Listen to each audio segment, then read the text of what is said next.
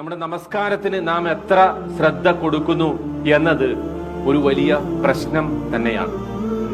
നബി സല്ലല്ലാഹു അലൈഹി വസല്ലം പറഞ്ഞു, ചില ആളുകൾ നമസ്കരിച്ചാൽ അവർക്ക് നമസ്കാരത്തിന്റെ 4/1 ഉണ്ടാവുക, ചില ആളുകൾക്ക് അതിന്റെ 3/1 ഉണ്ടാവുക, ചിലർക്ക് പകുതിയേ ഉണ്ടാവുള്ളൂ, ചില ആളുകൾക്ക് ഒട്ടും ഉണ്ടാവില്ല. നമസ്കരിച്ചിട്ടുണ്ടാകും, പക്ഷെ നമസ്കാരം തീരെ അവരുടെ റെക്കോർഡിൽ നമസ്കാരം തീരെ രേഖപ്പെടുത്തിയിട്ടുണ്ടാവില്ല.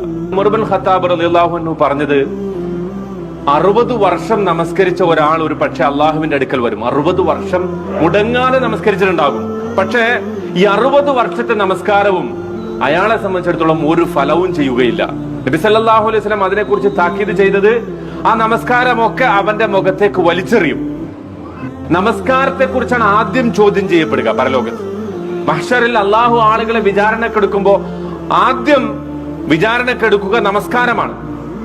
നമസ്കാരം ശരിയായാൽ പിന്നെ ബാക്കി കർമ്മങ്ങൾക്കൊക്കെ ഫലം ഉണ്ടാവും. നോമ്പ്, സകാത്ത്, ഹജ്ജ്, നമ്മുടെ പെരുമാറ്റ മര്യാദകൾ, നമ്മുടെ അയൽപക്ക ബന്ധങ്ങൾ, നമ്മുടെ സദക്കകൾ, ഇതിനൊക്കെ ഫലം കിട്ടണമെങ്കിൽ, ഇതൊക്കെ തൂക്കി നോക്കപ്പെടണമെങ്കിൽ നമസ്കാരം ശരിയാവണം.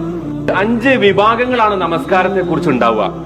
അതിൽ ആദ്യത്തെ വിഭാഗം എന്ന് പറഞ്ഞാല് നമസ്കാരത്തെ കുറിച്ച് തീരെ അവർക്കൊരു പരിഗണന ഉണ്ടാവില്ല. അവര് അതിന്റെ സമയം തീരെ ശ്രദ്ധിക്കൂല, തോന്നുമ്പോഴൊക്കെ നമസ്കരിക്കും. അവർക്കാണ് അള്ളാഹു പറഞ്ഞത് ഫവൈലുൽ ലിൽ മുസല്ലീൻ. അവർ നമസ്കരിക്കും, പക്ഷെ ആ നമസ്കാരത്തിന് തന്നെ അവർക്ക് എന്തുണ്ട്? ശിക്ഷയുണ്ട്. നമസ്കരിച്ചിട്ടും ശിക്ഷ ലഭിക്കുന്ന വിഭാഗമാണ് ഒന്നാമത്തെ ആളുകൾ. കാരണം അതിന്റെ സമയത്തെ കുറിച്ച് പരിഗണനയില്ല, അതിന്റെ റുക്നുകളെ കുറിച്ച് പരിഗണനയില്ല, അതിന്റെ ഷർത്തായിട്ടുള്ള വുളു കൃത്യമായി ചെയ്യൂല, ഇതൊക്കെ പാഴാക്കും. പിന്നെ നമസ്കാരത്തിൽ തീരെ ഖുശൂ ഉണ്ടാവില്ല, തീരെ മനസാന്നിധ്യം ഉണ്ടാവില്ല. നമസ്കരിക്കാൻ നിൽക്കുന്നുണ്ടാവുള്ളൂ, അതിന്റെ ഒരു ഘടനയൊക്കെ അവർ ചെയ്യും, പക്ഷെ പൂർണ്ണമായും അതിൽ അശ്രദ്ധരായിരിക്കും.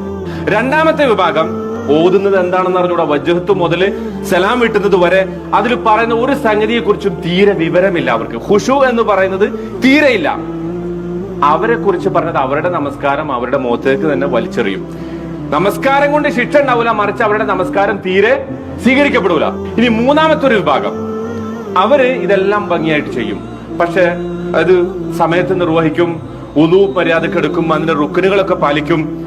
പിന്നെ ഖുശൂവിന്റെ വിഷയത്തിൽ ഇവരൊരു യുദ്ധത്തിലായിരിക്കും. എന്ന് പറഞ്ഞാൽ കൈ കെട്ടുമ്പോ നല്ല ഓർമ്മ ഉണ്ടാവും, അവർക്ക് നന്നായിട്ട് നമസ്കരിക്കണം എന്നൊക്കെ വിചാരം ഉണ്ടാവും. പക്ഷെ കുറച്ചങ്ങ് എത്തിക്കഴിയുമ്പോ എന്ത് പറ്റും?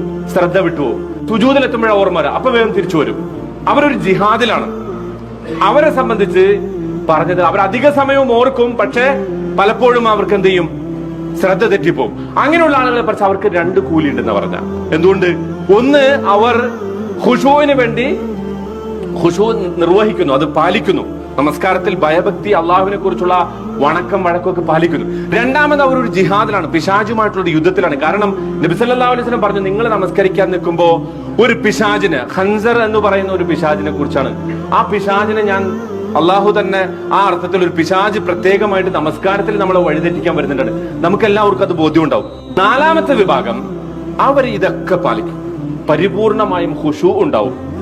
എന്ന് പറഞ്ഞാൽ നമസ്കാരത്തിന്റെ സമയം കൃത്യമായി പാലിക്കും, വുളു കൃത്യമായി ചെയ്യും, അതിന്റെ റുക്നുകൾ നിർബന്ധമായും ചെയ്യും, നമസ്കാരത്തിൽ പൂർണ്ണമായ ഖുശൂ ഉണ്ടാവും. അവരെ കുറിച്ച് പറഞ്ഞത്, അവർ ഹബീബുർ റഹ്മാൻ, പരമകാരുണികനായ അള്ളാഹുവിന് ഏറ്റവും ഇഷ്ടപ്പെട്ട ആളുകളാണ് അവരെന്നാണ് പറഞ്ഞത്. അള്ളാഹുവിനെ കുറിച്ചുള്ള പൂർണ്ണമായ ബോധത്തോടു കൂടി ആദ്യം മുതൽ അവസാനം വരെ നമസ്കാരത്തിൽ തീരെ ഒരിക്കലും അശ്രദ്ധയില്ലാതെ പരിപൂർണമായ ശ്രദ്ധയോടുകൂടി നിൽക്കും. ഇനി 5ാമത്തെ വിഭാഗം, അവരാണ് ഏറ്റവും ടോപ്പ്, ഇതിന്റെ ജനത്തിലുള്ള ആളുകൾ, ഇതിന്റെ ഉച്ചകോടിയിൽ നിൽക്കുന്ന ആളുകൾ. അവരുടെ പ്രത്യേകത എന്താണെന്നറിയോ? അവര് നമസ്കരിക്കാൻ നിന്നാൽ അവരുടെ ഹൃദയം എടുത്തിട്ട് അവർ അള്ളാഹുവിന്റെ മുന്നിൽ അങ്ങോട്ട് വച്ചു കൊടുക്കും.